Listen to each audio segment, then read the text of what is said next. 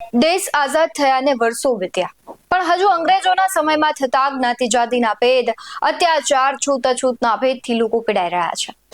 વસુદેવ કુટુંબકમની ભાવનામાં આપણે માનીએ છીએ, પણ વાસ્તવિકતા એ છે કે માત્ર વાતોમાં જ છે. એમાં પણ સંસ્કૃતિ અને સંસ્કારથી જાણીતા ગુજરાતમાં જ્ઞાતિ જાતિના સમીકરણો ચરમસીમાએ પહોંચ્યા છે. આઝાદ ભારતમાં હજુ એક એવો વર્ગ છે જે છૂત અછૂત અને જ્ઞાતિ જાતિના સમીકરણોને ખૂબ જ દ્રઢતાપૂર્વક અનુસરે છે. અને આ પ્રકારની માનસિકતાથી સમાજને ખૂબ જ મોટું નુકસાન થાય છે અને ક્યારેક તે પરિબળો હત્યામાં પરિણામે છે. નમસ્કાર, વાત વિગતવાર સાથે હું ભગવતી વિશાવડિયા.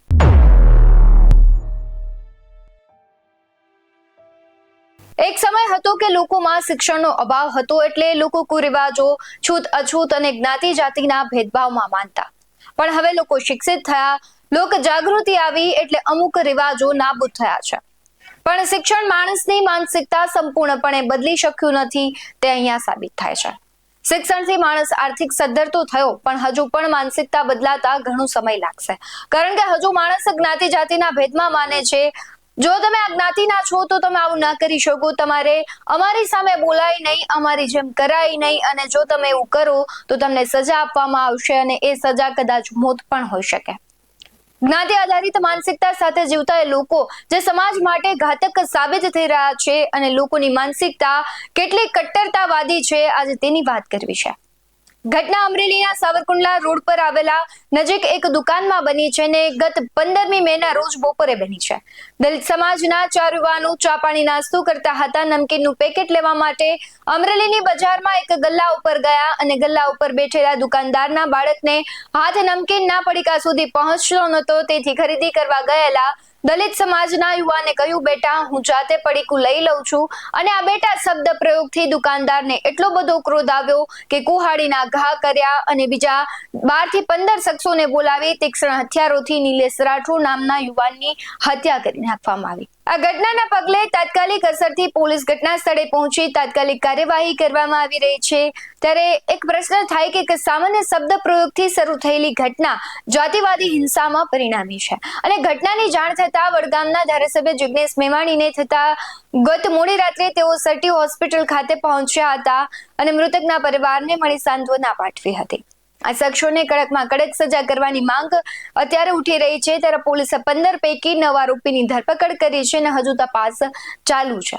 સમગ્ર મામલે જિગ્નેશ મેવાણી શું કરી રહ્યા છે તેના પર નજર કરીએ. અમરેલી જિલ્લાના લાઠી તાલુકાના જરાખિયા ગામના યુવાન નિલેશભાઈ રાઠોડનું હમણાં અવસાન થયું છે. એમની ઉપર અને એમના બીજા 3 સગા એવા યુવાનોની ઉપર એમ 4 લોકો ઉપર કેટલાક જાતિવાદી તત્વો દ્વારા 16 તારીખના રોજ અમરેલીની બજારમાં એક સાવ નજીવા કારણસર જીવલેણ હુમલો કરવામાં આવેલ. આ યુવાન નિલેશ રાઠોડ એ જીવન મરણ વચ્ચે ભાવનગરની હોસ્પિટલમાં ઝોલા ખાતા હતા. એ જરખિયા ગામના વતની છે, જ્યાં ભારતીય જનતા પાર્ટીના સાંસદ ભરત કાતરિયા ત્યાંથી આવે છે, ભરત સુતરિયા ત્યાંથી આવે છે. અને સામાન્ય ઘટના એવી હતી કે આ દલિત સમાજના 4 યુવાનો એ ચા પાણી નાસ્તો ક્યાંક કરતા હતા અને નમકીનના પડીકા ખરીદવા ગયા તો ગલ્લા ઉપર દુકાન ઉપરથી જે બાળકે પડીકું આપવાની કોશિશ કરી એનો હાથ પહોંચાતો નહોતો. તો ખરીદનાર દલિત સમાજના યુવાનોએ કીધું કે બાળક તારો હાથ ના પહોંચાડતો તો હું જાતે પડીકું તોડી લઉં બેટા.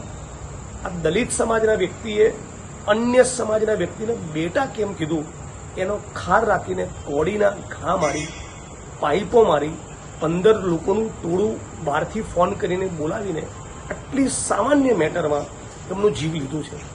અત્યારે હાલ હું ભાવનગર જવા રવાના થઉં છું.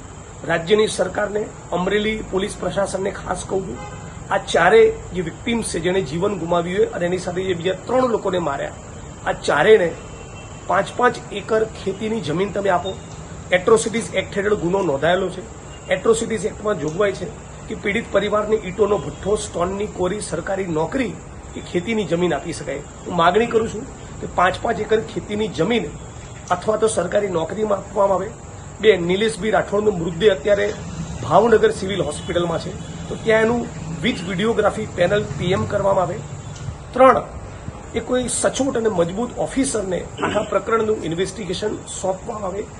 અને 4, આગળ જતા આવનારા દિવસોમાં તડીફાડથી લઈને ગુસ્સી ટોક સુધીની જે પણ કડક કાર્યવાહી આ કસૂરવાર આરોપીઓની સામે કરી ગુજરાતમાં એક દાખલો બેસાડવો જોઈએ. દલિત સમાજના યુવાને અન્ય સમાજના યુવાનને બાળક કેમ કીધું? એ બાળક હતું, એના માટે બાળક શબ્દનો પ્રયોગ કેમ કર્યો? ફક્ત આટલા કારણસર ખૂન કરી દેવામાં આવે એ કોઈ પણ સંજોગોમાં ચલાવી નહીં લેવાય. આના કારણે આખા અમરેલી અને સૌરાષ્ટ્રમાં બહુ જ આક્રોશ છે. હું રાજ્યની સરકાર, પોલીસ પ્રશાસનને વિનંતી કરી છું કે કોઈ પણ સંજોગોમાં આ કેસમાં 1.5 વર્ષમાંથી ટ્રાયલ પૂરી થાય એવી પણ લેખિતમાં બાહેધરી રાજ્યની સરકાર આપે. આવી ઘટનાઓ અવારનવાર બને છે. જ્ઞાતિ આધારિત હુમલાઓ પહેલેથી જ થતા આવે છે અને આ સિલસિલો હજુ પણ યથાવત છે. ગુજરાતમાં સદીઓથી જ્ઞાતિ વ્યવસ્થા પ્રચલિત છે અને તેના કારણે જાતિ આધારિત ભેદભાવ પણ જોવા મળે છે. જોકે ભારતીય બંધારણમાં અસ્પૃશ્યતાને નાબૂદ કરવામાં આવી છે અને ભેદભાવને સજાપાત્ર ગુનો બનાવવામાં આવ્યો છે. તેમ છતાં સામાજિક સ્તરે અમુક અંશે ભેદભાવ અસ્તિત્વમાં છે. ગુજરાતમાં જ્ઞાતિ વ્યવસ્થા ઐતિહાસિક, સામાજિક અને આર્થિક પરિબળોથી પ્રભાવિત છે. પરંપરાગત રીતે ભારતીય સમાજને મુખ્ય 4 વર્ણોમાં વિભાજિત કરવામાં આવ્યા છે અને આપણે દરેક જાણીએ છીએ કે બ્રાહ્મણ, ક્ષત્રિય, વૈશ્ય અને આ શૂદ્ર, આ 4 વર્ણોમાં દરેક જે જ્ઞાતિઓ છે તેને વિભાજિત કરવામાં આવી છે. એની પેટા જ્ઞાતિઓ અત્યારે છે કહેવાય કે આપણી વ્યવસ્થાપનમાં તે અસ્તિત્વમાં છે. આધુનિક સમસ્યામાં કાયદાકીય રીતે ભેદભાવ પ્રતિબંધિત હોવા છતાં ગુજરાતના કેટલાક ગ્રામીણ વિસ્તારોમાં અને અમુક સામાજિક વ્યવહારોમાં જ્ઞાતિ આધારિત ભેદભાવ જોવા મળે છે. સરકાર દ્વારા અનુસૂચિત જાતિ એટલે કે એસસી, અનુસૂચિત જનજાતિ એટલે કે એસટી અને અન્ય પછાત વર્ગો ઓબીસી માટે અનામત નીતિઓ પણ લાગુ કરવામાં આવી છે, જેથી તેમને શિક્ષણ, સરકારી નોકરીઓ અને સ્થાનિક સ્વરાજ્યની સંસ્થાઓમાં સમાન તકો મળી શકે. પરંતુ જ્ઞાતિ વ્યવસ્થા ભારતીય સમાજનો એક જટિલ ભાગ છે અને તેના પરિવર્તન માટે સામાજિક જાગૃતિ, શિક્ષણ અને કાયદાના અમલીકરણની જરૂર છે. ગુજરાતમાં જાતિ આધારિત હિંસાનો એક મોટો હિસ્સો છે, જે ગીર સોમનાથ જિલ્લાના ઉના તાલુકાના મોટા સમઢિયાળા ગામે 11 જુલાઈ 2016 ના રોજ મૃત ગાયનું ચામડું ઉતારવાના આરોપસર કેટલાક દલિત યુવાનોને જાહેરમાં માર મારવામાં આવ્યો હતો. આ ઘટનાનો વિડીયો વાયરલ થતા સમગ્ર દેશમાં દલિત આંદોલન ફાટી નીકળ્યું. આ ઘટના પછી ઘણા દલિતોએ મૃત પશુઓ ઉતારવાનું કામ છોડી દીધું. આ આંદોલનને ગુજરાતમાં પાટીદાર અનામત પછી બીજું મોટું આંદોલન ગણવામાં આવે છે. ગુજરાતમાં અન્ય પ્રકારની હિંસાના કિસ્સાઓ પણ જોવા મળે છે, જેમ કે 2002 ના ગુજરાત રમખાણો, જે મુખ્યત્વે હિન્દુઓ અને મુસ્લિમો વચ્ચેની કોમી હિંસા હતી. જોકે જાતિ આધારિત ભેદભાવ અને હિંસા એ એક અલગ અને સતત ચાલી આવતી સામાજિક સમસ્યા છે. સરકાર અને સામાજિક સંગઠનો દ્વારા આ ભેદભાવને દૂર કરવાના પ્રયાસો કરવામાં આવી રહ્યા છે, પરંતુ આ સમસ્યા હજુ પણ ગુજરાતના કેટલાક વિસ્તારોમાં યથાવત જોવા મળી રહી છે. એક આરટીઆઈ અનુસાર આપણે વાત કરીએ તો વર્ષ 2017 દરમિયાન ગુજરાતમાં દલિતો પર થયેલી અત્યાચારોની ઘટનાઓમાં 25 હત્યા, 71 હુમલા અને 103 બળાત્કારના બનાવો સામેલ હતા. અમદાવાદ જિલ્લામાં દલિતો વિરુદ્ધ અત્યાચારના કુલ 121 બનાવો નોંધાયા હતા, જેમાં 5 હત્યા અને 17 બળાત્કારની ઘટના સામેલ છે. જ્યારે પહેલગામમાં આતંકીઓએ હુમલો કર્યો ત્યારે તેમણે ધર્મ પૂછ્યો હતો અને અમરેલીમાં જ્ઞાતિ આધારિત હુમલો થયો છે. જ્ઞાતિ અને ધર્મ આધારિત હુમલામાં માત્ર ફરક એટલો છે કે પહેલા લોકો આતંકીઓ હતા ને આ લોકો આપણા ધર્મના છે અને આપણા દેશના છે. પહેલગામ આતંકવાદી હુમલા સમયે આખા દેશમાં રોષ જોવા મળ્યો હતો. લોહી ઉકળી રહ્યું હતું બધાનું, પણ આપણા જ લોકો આતંકી અને અંગ્રેજો જેવા અત્યાચાર કરશે તો કોઈ બોલશે કે નહીં, તે સૌથી મોટો પ્રશ્ન છે. અને તમે એક વિચારો કે આવા લોકો આતંકીઓ સમાન નથી? આ મુદ્દે તમારું શું કહેવું છે? કમેન્ટ કરી જરૂરથી જણાવજો. હાલ વાત વિગતવારમાં બસ આટલું જ. આવા જ બધું અહેવાલો સાથે ફરી મળતા રહીશું. તમે અમારી યુટ્યુબ ચેનલને સબસ્ક્રાઇબ કરવાનું, અમને ફેસબુક અને ઇન્સ્ટાગ્રામ પર ફોલો કરવાનું ભૂલશો નહીં. બાકી અવનવી અપડેટ્સ મેળવવા માટે આપ જોતા રહો BS9 TV ન્યૂઝ. નમસ્કાર.